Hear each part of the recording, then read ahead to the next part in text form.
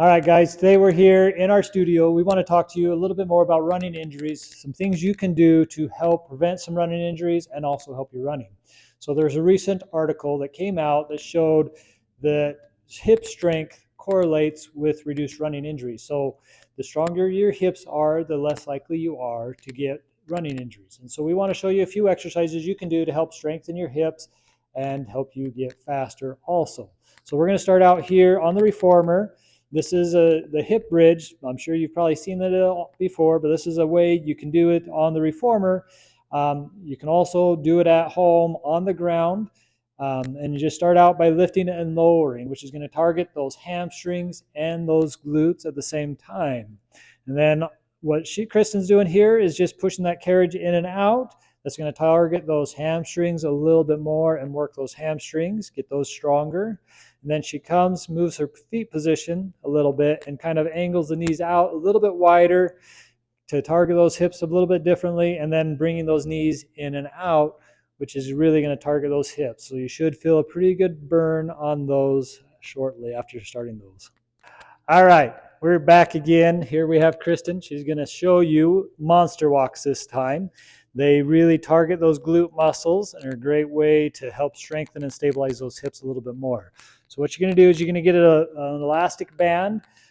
We've got these booty bands that we have here in our studio that we love to use, but you can get any kind of elastic band and it works.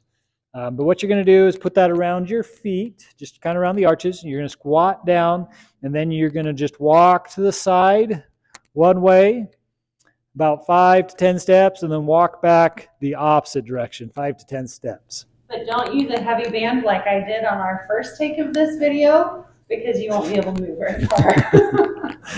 Another way you can do this is just turn around and walk forward and backwards with the band again on your feet. And again, that's going to just target those hip muscles. All right, I'm going to show you this last move. It's just a split squat.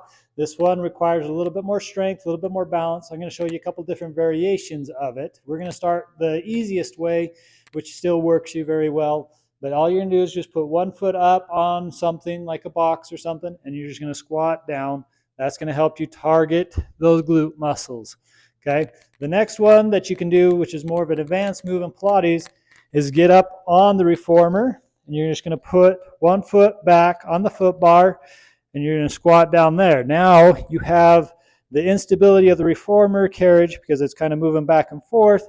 That's going to require a little bit more balance and work your hips in a different way to challenge them and challenge that balance. You can also squat down and work that carriage back and forth to even get a little bit more of a workout in that hamstring and that glute. Those are all some ways you can help strengthen your glutes and hamstrings, help prevent running injuries, help you get better and faster as a runner in ways you can do it at home or in a studio. If you're doing something like this on the reformer, make sure you have somebody that's experienced with it watching you, making sure you're doing it the correct way so that you don't injure yourself.